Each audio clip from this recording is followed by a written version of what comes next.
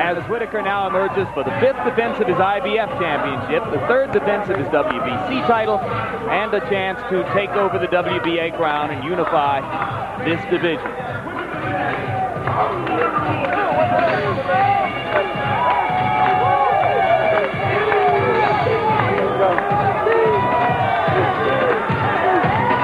Of course, it matters not who wins the fight as to whether there will be a unified titleist for the first time in 12 years. The same is true, of course, if Nazario is to score the upset. Pernell Whitaker is heavily favored in the sports betting parlors here. Come on, baby. Let's go, Jim. Come on. Move that around. Move that around. That's it. Whitaker has suffered only one loss in his career. That was 2.5 years ago to Jose Luis Ramirez in Paris. He later avenged that loss in his hometown of Norfolk, Virginia.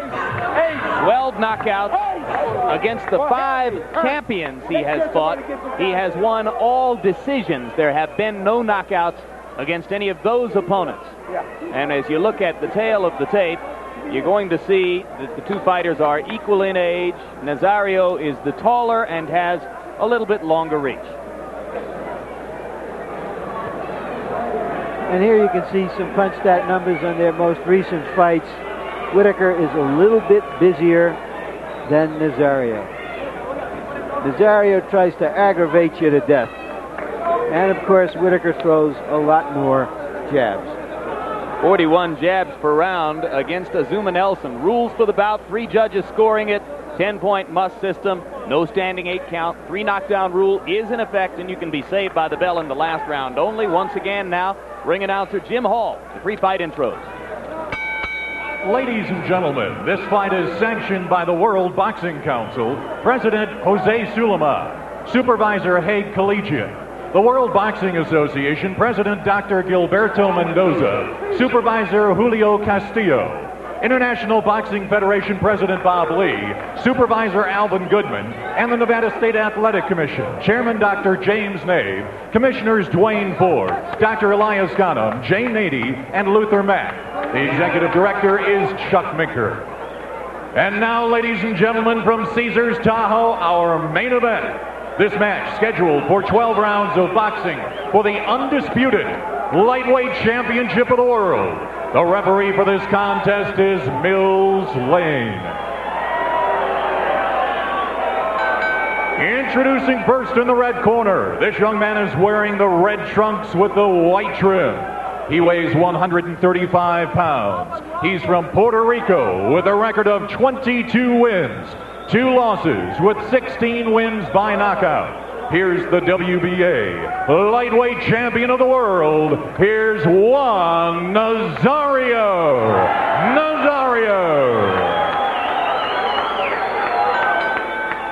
And now, fighting out of the blue corner, this young man is wearing the black trunks with the red trim. He weighs 135 pounds. He fights out of Norfolk, Virginia, with a record of 22 wins, 1 loss with 12 wins by knockout. Here's the IBF and WBC lightweight champion of the world. Here's Pernell Sweet Pea Whitaker.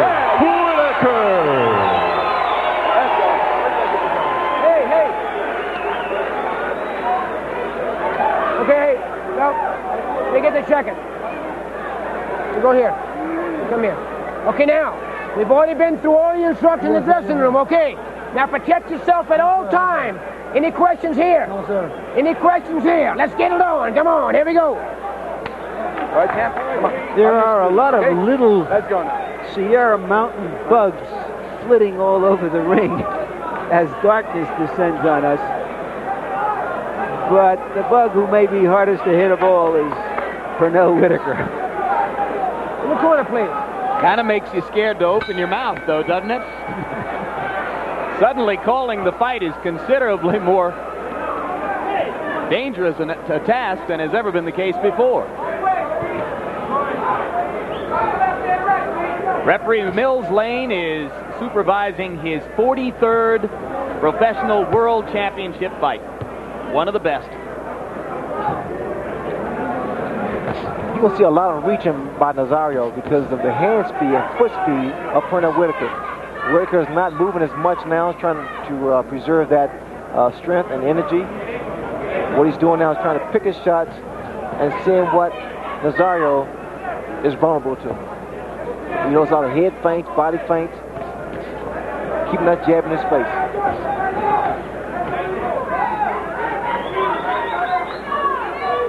In addition to headbutts and, of course, fighting, Lou Duva also asked during the rules meeting that attention be paid to Nazario's elbows.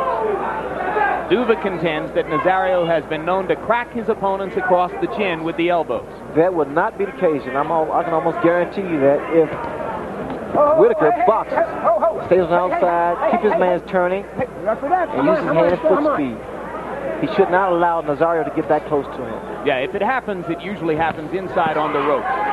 Over the top with the left for Whitaker and the short right inside. What great feet he has, Ray. Such balance, always moving. I like the way Whitaker attacks the body. I mean, he puts his whole body behind him.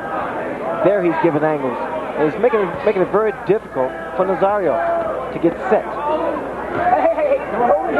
Normally when you see a southpaw in the ring, you watch the front feet because you expect to see the situation in which front feet can become entangled. But here are two southpaws.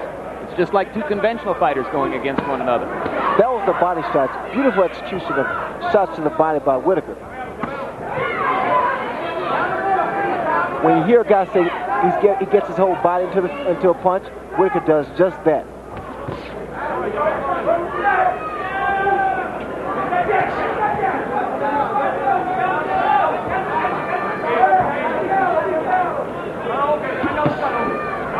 Get off that neck. Hey, hold your head. Come on.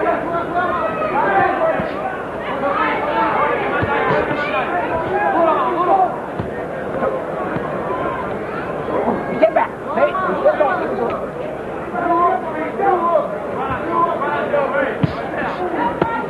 Get him up. Come on, Pete.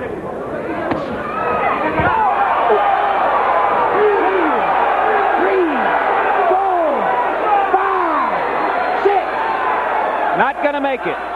6, 7, 8, 9. Not going to make it. 10. This is a first-round knockout for Pernell Whitaker. It was a punch, obviously, that caused a delayed reaction. Nobody knew the punch was that hard, and we'll have to take a look at the replays to determine exactly what punch that happened to. That caused that effect. Third first-round knockout of Pernell's career, but as I pointed out, he never knocked out a champion fighter before. It's almost like a delayed opening of a parachute after a guy jumps out of a plane. And Nazario's still down. What happened? Yeah, Nazario's still down, Larry. Sorry to interrupt. Wow. It's the punch you don't see, as we've often said before, that's the one that hurts you the most. And obviously, it was a quick, sharp punch that Nazario never saw. Hey, Whitaker. Well, that's one sure way to make sure you're not going to get elbowed or bitten or butted or kicked. Good job. Hold on, man. What I see in Pernell Whitaker, he's getting stronger, more confident, and the thing about it, he's going to be tough to beat. The official time of the knockout, 2 minutes 59 seconds of the first round. So Whitaker used the entire round to scope out his opponent before landing the blow that did the damage. He had scored over the top with a couple of left hands flush on the jaw, but they didn't put Nazario down. Let's take a look at a replay and see what happened. The whole time, Pernell Whitaker had control. I mean, he worked the body of Nazario. He laid back, a lot of feints, and come with that beautiful overhand left. It was almost like a delayed reaction. It came so sharp, so quick. And here we have another angle. It was a body shot first that led up to that. And Whitaker taking his time, setting his man up, and counter with that overhand left hand. Beautiful shot. Right on the jaw. You saw Nazario drop his right hand to make it possible, too. And again, Jim, the devastation of that punch, you see here, once again, when he lands the punch, there's like a delay, and then Nazario goes down. Whitaker got his whole body behind that punch. So now he'll get to wear 3 belts. And the first lightweight to do so in 12 years.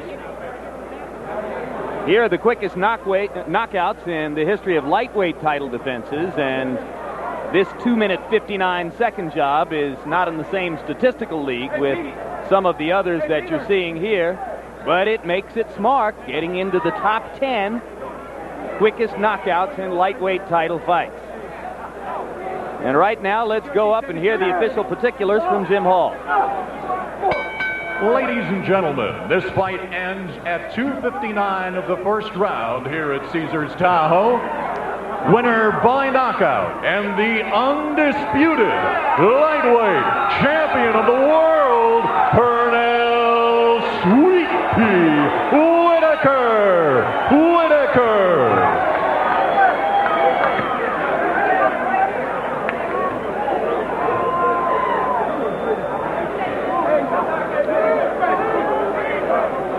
Well, on the night, as you look at those statistics, there were 2,215 punches thrown here in this HBO tripleheader, and the most effective was the last. A left hand over the top by Pernell Whitaker, which has made him the undisputed lightweight champion of the world. And right now, we go up to listen to a man who a few years back was not an easy interview, with reticent, one-word answers. He's a whole different kind of guy now, and he's great fun to talk to as Larry Merchant gets the chance. Larry? Pernell, what happened? First of all, Larry, do I get the wonderful? You get 3 wonderfuls, 2 ears, and all the hoops. Well, Larry, first, what happened was I was establishing the good jab, and once I got on track with my jab, I was kind of like filling him out, but I saw his left hand, his right hand kept coming down. So I figured a quick 1-2 would catch him on the chin. But, and that's what happened. It was the right hand because there was such a delayed reaction. It seemed like a punch he didn't really see. He didn't see it because, I worked hard and I worked on that, blinding him with the jab and all. And it was wonderful. I can't believe it. Now, you don't look big enough to wear 3 belts. How do you feel about having 3 belts? It's wonderful. And first of all, without the help of my family back home, Juan, Dominic, and Pernell, they believed in me. And they told me to watch the headbutts and elbows. Daddy did it. And second of all, I'd like to say hello to everybody back home. We did it. Happy birthday, Lil Floyd, and happy 20 plus. Well, we want you to enjoy this, and obviously you will. But let me ask you this. What is in store now for Pernell Whitaker? Everybody talks about Taylor fighting Chavez and Camacho fighting Chavez, big money fights. Why don't you get in on that? Where's the big money fight for you? Of course, the biggest challenge for me right now is the Sugar Ray Leonard basketball game I have August 29th. I want him to know, just like I hit with that right hand, that's how good my basketball game is. But no, I want to say that I'm the type of fighter that hasn't chased anyone. I fought the best. Now it's time for the best to start wanting to fight Pernell Whitaker. Yes, we want Chavez, but that's all right. Chavez is the fight. Camacho, you got all sorts of champions up there. I mean, I speculated that you and Chavez and Taylor and Camacho could be to the 90s what Ray Leonard and Hagler and Hearns and Duran were the 80s. So I want to see you in on it, but you don't seem as eager to be in on it as I do. Well, I let things come to me, Larry. Just like all good things come to those who wait, I let it come to me, and everybody across the country have seen what happened tonight. Now they just let the people decide who they want to see fight between Pernell Whitaker or who. And I plug Sugar Ray Leonard, the basketball game with Sugar Ray Leonard. I'm very serious about it. People are home waiting for that to happen. I'll be home August 29th. Okay, before we get to your jump shot, Uzo, quickly, what is next for Pernell Whitaker? Well, I think, Larry, he fits in. He can go either way. He can go to 40, he can stay at 35. I would like to give the winner of Tony Lopez and Jorge Paez a shot at his lightweight title. I would like to step up and fight Chavez. We'll fight for 40 pounds. We'll fight anybody at all. He's flexible around there. We can go either way. We're ready to fight a top fight for HBO. Right after a knockout like this, I guess you feel you can take on the world. Right now, I feel good about it. I still don't believe it. I want my family to know I'll be home. We're going to Washington, D.C. to the zoo. Okay. Thank you very much, Pernell. Now back to ringside. Right here.